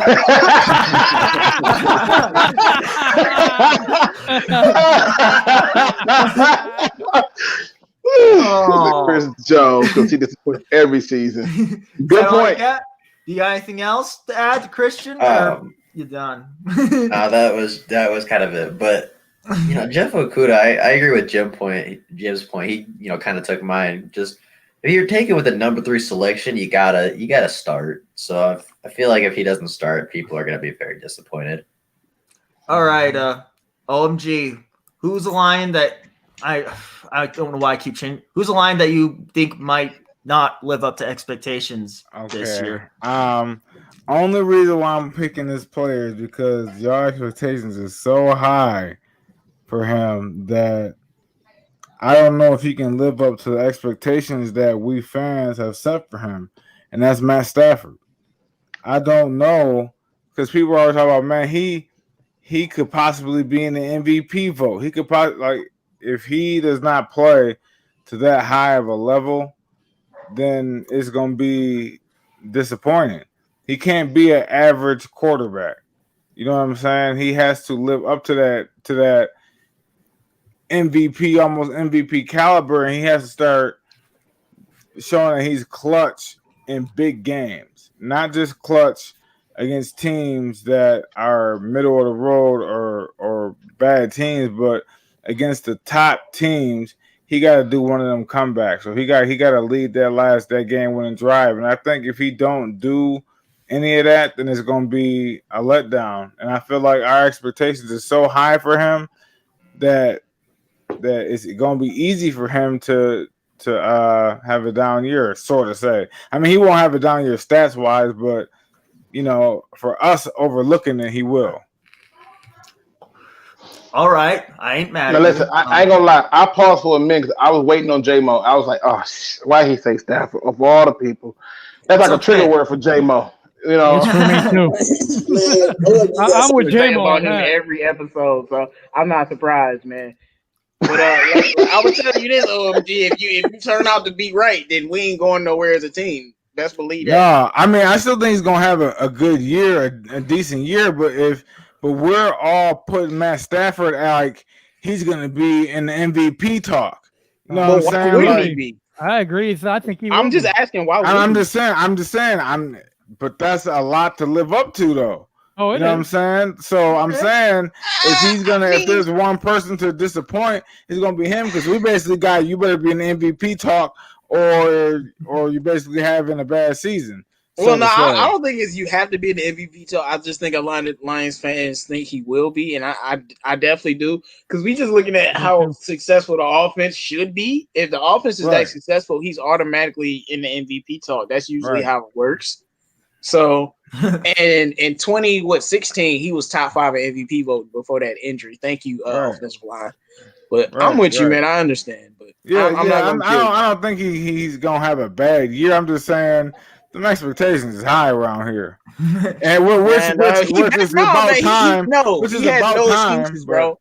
No excuses. We giving you TJ Goat Hawkinson with 3 other tight ends. You got the greatest receivers in the world. You got Taylor Decker and Frank Ragnow, and you got all these running backs. No, you better have an MVP year. All right. Well, Luke, we haven't heard you yet. Go ahead. Who do you think's the line that might not live up to what you want them to live up to, I guess?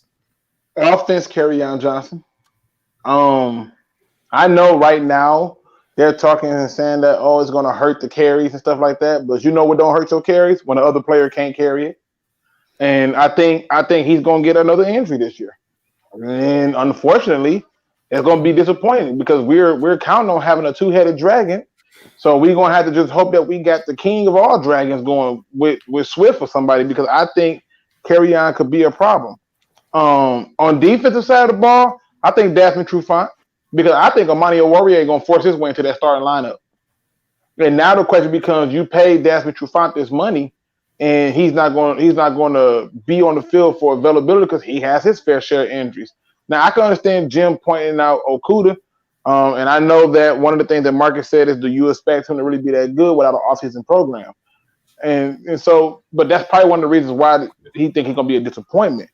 But it's also one of the reasons why I look at it and I say they knew about this before they drafted him, so that no offseason program don't count. I just simply think when it comes to Desmond Trufant, we was counting on him to kind of be like the leader to help geared things in a certain way, and he didn't live up to it. Now, my honorable mention is going to be Coleman, because I feel like with the way that some of these teams are geared up for their slot receivers, Coleman better be really buckled up and dialed in. So those would be my players for possible disappointment. All right, cool. All right, we're going to do this question really, really fast. People in the chat, start dropping some questions. We're going to hopefully get through this one as fast as possible so we can get to you guys. But what are your thoughts on Amani Oruwariye seemingly being the day one starter and not Okuda? JMO, go ahead. I told y'all.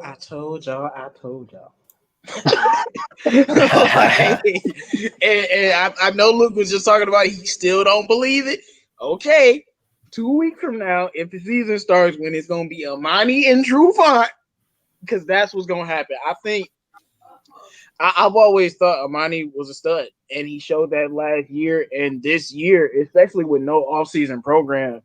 Like, I almost feel that if Okuda was able to beat out Amani without no offseason program, and this guy knows the defense and he even knows the players that he's matching up against, it would almost been an indictment on him. It made me question why we got a cornerback. But I'm not actually surprised. Some fans might be upset. You know, Jim and guys will say, you third overall pick, you should be starting. But Amani's a stud, and we just paid Trufant money. I would be more upset if it wasn't a Trufant there and there wasn't enough money there, and then we got that. So I'm not surprised, and I predicted that Amani would get that starting spot, and I still think he will. Matt Patricia has talked about Okuda. He's been up and down in practice, and he has a lot to learn. I think we got to remember this guy is a cornerback. They have a lot of things to learn than just being good on the field and learning the defense and the playbook. And I just think all that put together with on top of our receiving core being top 5, top 7 in the league, it gives Okuda some problems. And I think Amani is going to get that spot. And I want him to get that spot because I think he's more reliable at this point. We have to bring Okuda in slowly throughout some of these games after that and then, you know, ramp him up. But I'm not surprised about it, but this is what I predicted. All right, OMG. Give us your take. What are your thoughts on this whole Oruwariye looking to be the starter and not Okuda? Man, oh God. Okay, I can give Okuda a little bit of slack because of the whole COVID thing and off season. But I'm not done, Luke. I'm not done, Luke. I said to give him a little bit of slack, but. Man, you gotta be on the field starting. You know what I'm saying? Like Oruwariye will probably win the job because Okuda is just not there yet, and it's 2 weeks to the season starts. And if we put him out there and he ain't there yet, we're gonna get burnt. So but it's like, man, why did we waste a number 3 overall pick on him if he just was not gonna be ready? You know what I'm saying? Like, I don't even think he would be ready to start if we had a full off season. Like, I think if we had a full off season, Oruwariye would still beat him out. No, well, like, I mean, because Oruwariye just seems like he's more skilled. I was going to ask you, do you think it's more of it's less of a he's not good to start, and it's more of a he can't beat out Amani? Because Amani is that good, and he already can't start. I mean, yeah, that is the reason why. But 2, if you pick him number 3, he has to beat out Amani. Like, I'm with you, but I don't think any quarterback drafted this year would beat out Amani. Right. I'm just gonna say that like that. I mean, I'm with you. He is very talented, but just number 3, you're supposed to beat out everybody. Like he's supposed to be Dion. He's supposed to be beating out everybody. He's supposed to be doing the Dion strut and everything after picks in practice and everything, not people tapping you on the back like, oh, keep your head up, kid. Like, man, it was like, I'm not Miles Killebrew. Like, you know what I'm saying? Like, why you going in on Miles Killebrew today? I know, like, he's because Miles Killebrew is a very versatile example for everything that I want to say today. Miles Killebrew just fits that. But no, man, Okuda is just not. He's not living up to that role, and it's 2 weeks before the season. Like, it was 2 weeks before the season on Sunday, so now it's 12 days into the season. You know what I'm saying? And it's like, man, is he really gonna make that transformation in 12 days? Come on now. And if he had a full off season, I still don't think he'd beat out a Warrior. Like, I still don't. So that third pick wasted, man, is like, man, people trying to use that, he ain't had an off season as an excuse. That's an excuse, man, because he's third overall. He better be ready from the day he got drafted to come on and be a stud like Dion. All right. Luke, give us your take. This thing gives me more of an up and down emotion than a roller coaster, because on one hand, it's like, good. I'm happy to hear that Amani Oruwariye is living up to the bill and performing at the 1 year and getting limited snaps and showing that, hey, I just need to get in and get an opportunity, because many of us had him pegged as a higher draft pick than where we took him at in the 5th. So I'm happy to hear that. But then on the other end of it is, it's like, I'm echoing everybody else. How far do I got to go back to see a top 5 pick at corner, or hell, a top 10 pick at corner not start? Like, how far we got to go back to figure this out?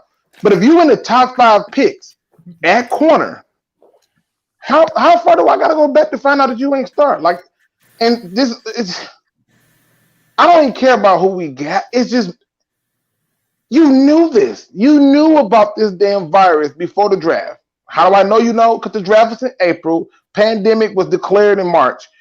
And it was number of cases already here in Michigan. So I'm just trying to figure out, like, if he's not starting, oh, hell no. But at the end of the day, good for Amani. That means that he's showing development. That means that he's showing growth. And if he earns that spot, well, I'm hoping that Okudah, year 2, I guess, if that be the case, because I don't think I got enough alcohol for this to be waiting 2 years for somebody to get their life together. But okay. Right. All right. But Jim, go ahead and give us your take. What are your thoughts on Amani probably going to be the starter over Okudah day 1? Jim, you back? No, yeah, he's I not don't back even yet. hear Jim. All right, Ryder. I was the same on this yeah. before. I thought we should have taken Isaiah Simmons, and everybody's going to say, "Oh yeah, you guys just wanted Simmons and all this stuff." But no, look at what's happened. You know, it's the exact same thing we were thinking. The guys, we picked him too high. If we were going to trade down and get him, I'm good with that, but not at number 3. And so that was that's what the main concern was, I think, with all of us, is we saw Isaiah Simmons as somebody that could really improve this team, and we already had a Warrior. You know, a lot of people didn't, slept on him for some unknown reason, but I don't know. I guess you could never have too many good corners. I'm not saying that. So, I mean, if he develops into a good corner, that's great. But how many number 3 overall picks just don't start? It doesn't speak well for him at this point. I know it's a weird year. I get that. But you know what? I don't like it. All right. If you look at it, a lot of us didn't think we were going to take Okudah. And why is that? Because we had a Warrior. That was one of the main reasons why we thought we weren't taking it. We I literally told Real, I'm like, there's nowhere we're taking Okudah. We got Amani. He's a stud. And we took him anyway. And that was the main reason why I thought we weren't taking Okudah. I'm like, we got Trufant and Amani's a stud. That's what I thought. So him actually winning the job, it doesn't surprise me, but it's also why we didn't think what was going to happen happens. But I still think Okudah is going to be a great corner. It just hurts that he might not start.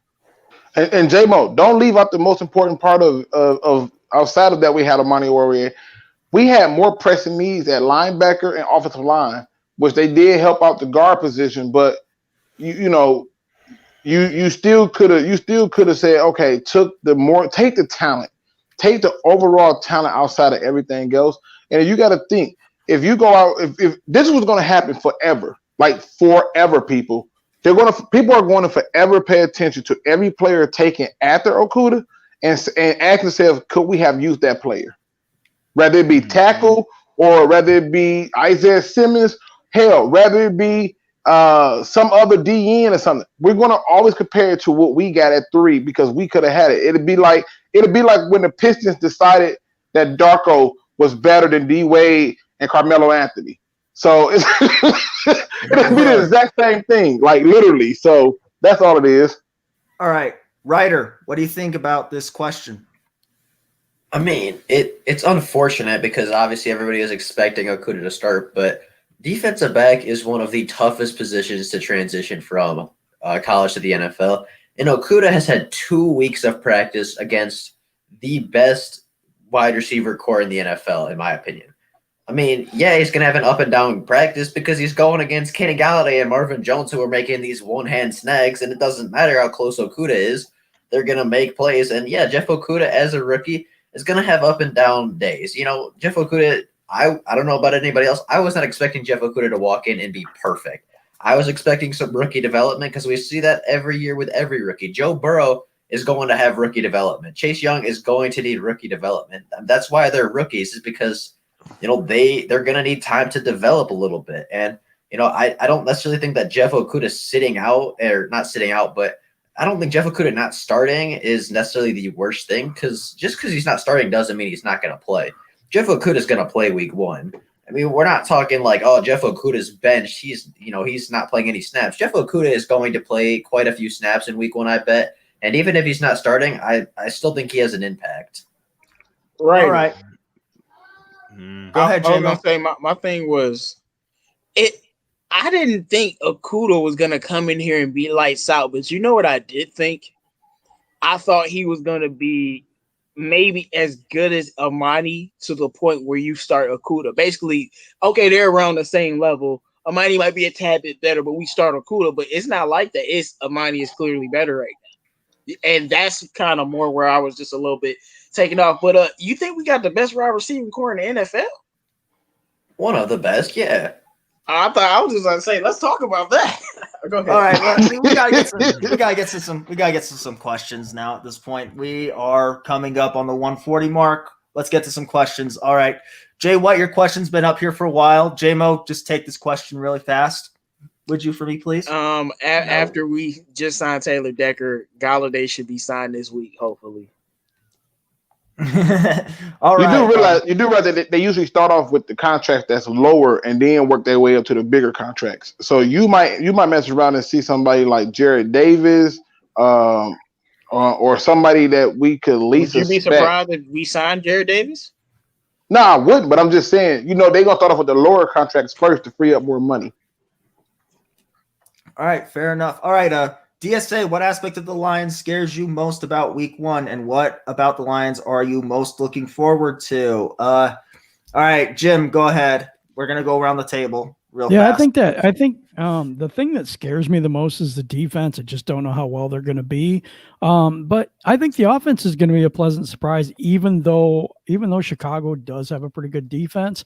I honestly think they can't stop us. I'm just going to say that. I do also believe that we do have one of the best wide receiving cores in the NFL, exactly like Ryder thinks. I believe that as well. All right, Ryder, what's your take on that one? What's your take on this question? So the thing that scares me the most is just the injuries are piling up already. Like, I don't know how everybody else is doing in the NFL. I know there are some other teams that have had some injury concerns, but it just feels like the Lions are losing everybody already. Like, we have one running back that's been healthy all camp. Like, I feel like we're losing all of our defensive linemen, all of our running backs. And man, I really hope we're healthy this season, because if this team's healthy, they're going to be good. And the thing I'm looking forward to most is, dude, I just want to see Matthew Stafford play again. I can't wait for that first deep shot, that first bomb that Stafford throws this year. I just can't wait to see my quarterback play again. All right. Luke. Yep, that's pretty much how I'm at, Luke. It's my quarterback. Right. Quarterback.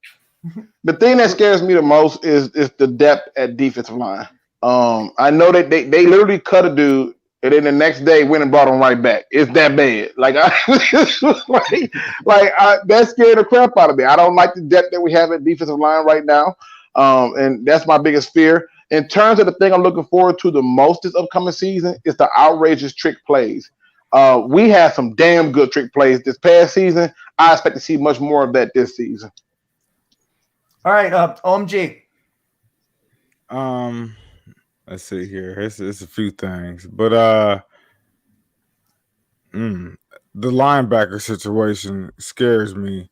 Not so much of Collins, but just how will they all fit together and play together. And which ones is going to play the most? That's what worries me, because in Patricia's defense, the linebackers make all the plays. So like Kyle Van Noy, when he went over there, you see he got traded, but he balled out and he makes all the plays. So our linebacking core rises and falls with Jamie Collins, and I know he's playing in the same defense that he's balled out in. So I just hope that he's up to the task, man, because it's going to be on him to coach Jared Davis to turn that athletic talent into football talent.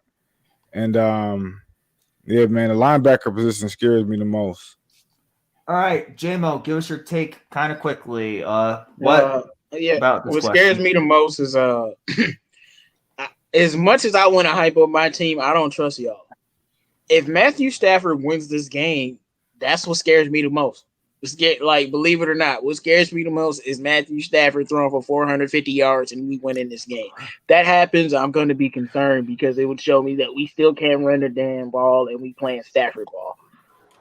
And what I'm also most excited about, though, is also on the offense, man. Y'all gonna rue the day, including the reals, everyone that you ever insinuated we shouldn't take TJ Hawkinson because he a tight end. Y'all gonna learn. All right, Jim, I'm going to throw this question to you real fast. Do y'all think the NFL season will finish? Yeah, I do. I do think the NFL season will finish. They've taken a lot of precautions. There's more stuff coming out about COVID now, and I think that they got a handle on it, and I think we will. I think we're going to have a full season, actually. Yeah, I agree with you. Ryder, you already gave your answer, but so I guess I'll throw this one to you, OMG. What position group do you think is the strongest? I hope it's our DBs.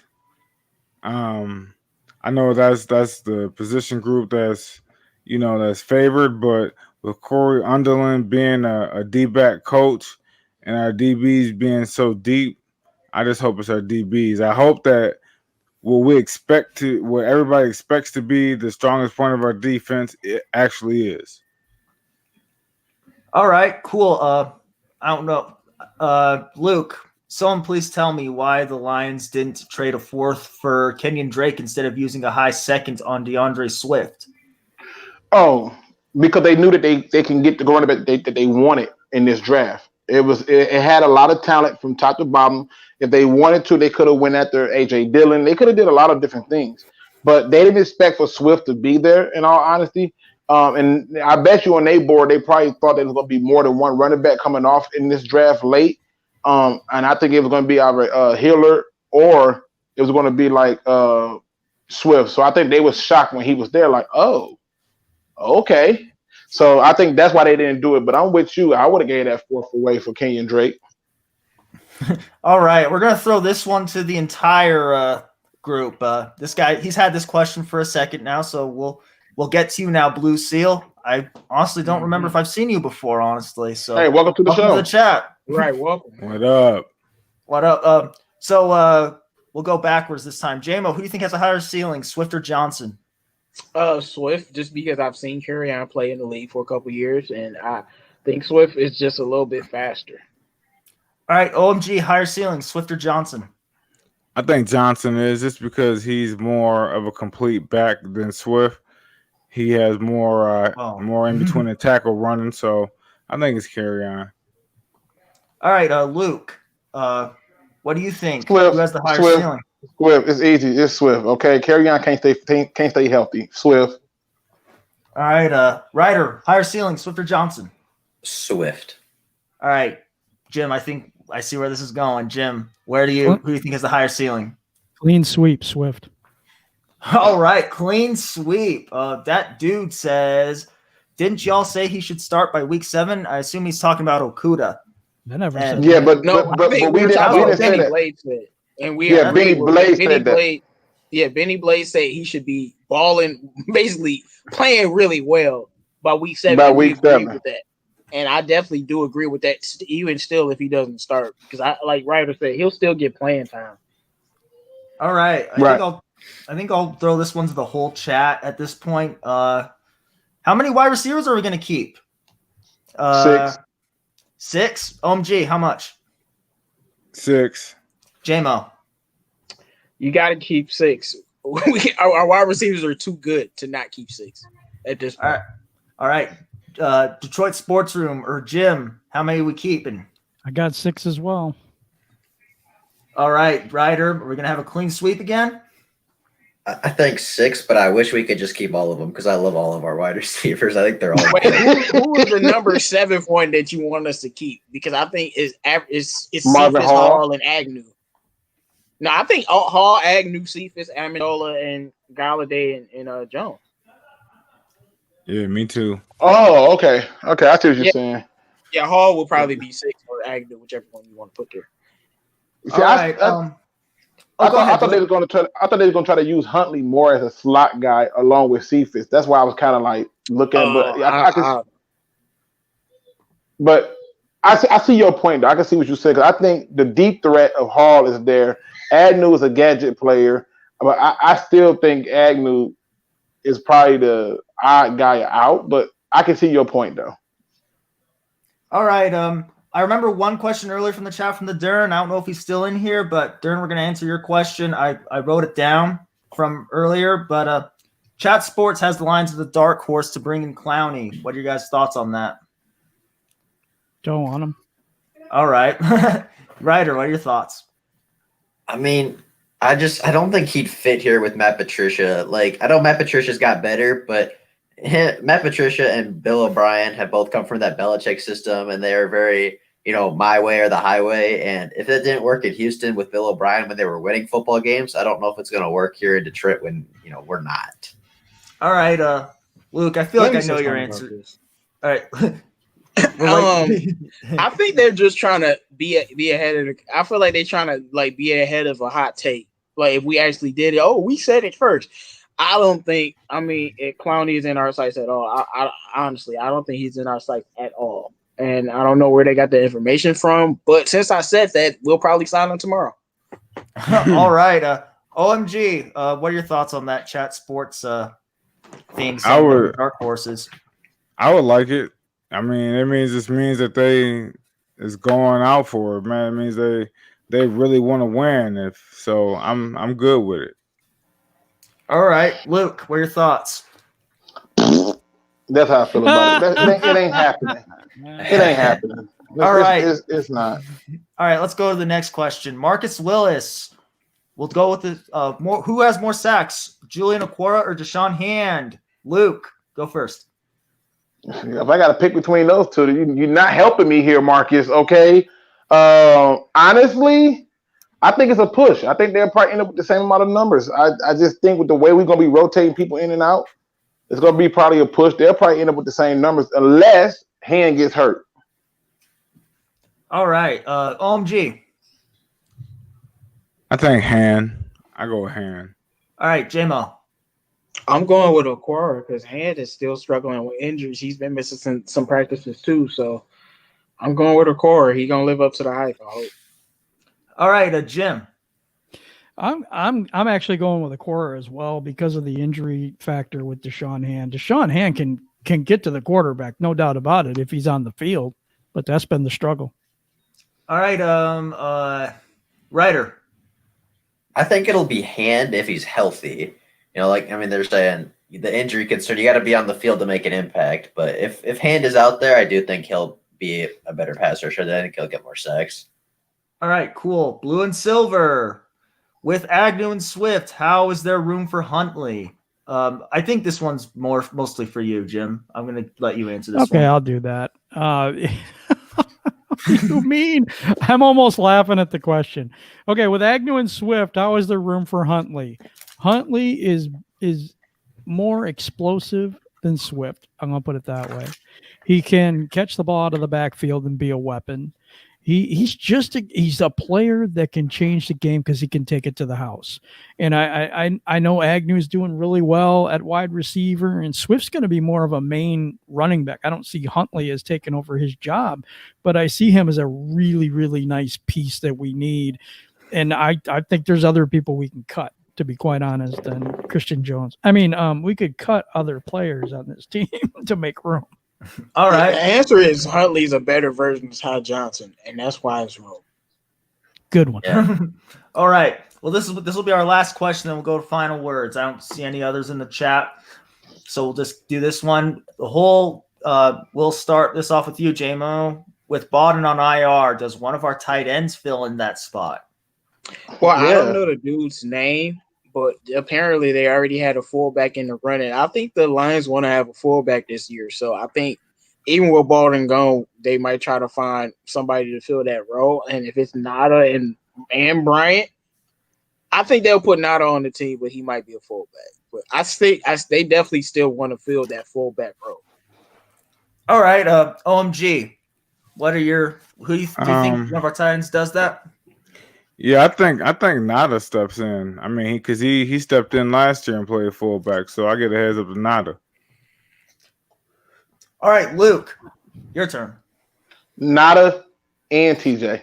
They did it before. They'll do it again. They'll just rotate between those two in different packages and try to confuse people. You'll see a lot of three receiver and 3 tight end sets, and then the guy motioning to the backfield as a fullback. So expect both of them to do it. All right, Ryder. I think it'll be Jason Kabinda because he did it at points last year, and I heard that he's been doing that in training camp so far. All right. Now correct me if I'm right or wrong. Is that the linebacker dude that they made into that fullback position? I thought so. Yep. Okay. All I think he gonna get cut, but go ahead. All right, Jim. Let's answer this. Finish this off, and then we'll go over to final thoughts. It's Jason Kabinda. They already have him in the role. So I totally believe that's who's going to be the fullback. I don't think they're going to look for anyone else. They already have the guy on the team, so we're good. All right. So that will be all for now. We're going to go to final thoughts. Thank you, everyone, for coming in. Thank you all for coming to my channel, especially. I never host roundtables. This is only the second time I've ever done this. But and thank you all it. for. I hope I You did. did awesome. You did awesome for real. I hope I did, Luke. But, thank everyone for finding my channel. It's not an easy channel to find right now, but hopefully we'll get there eventually.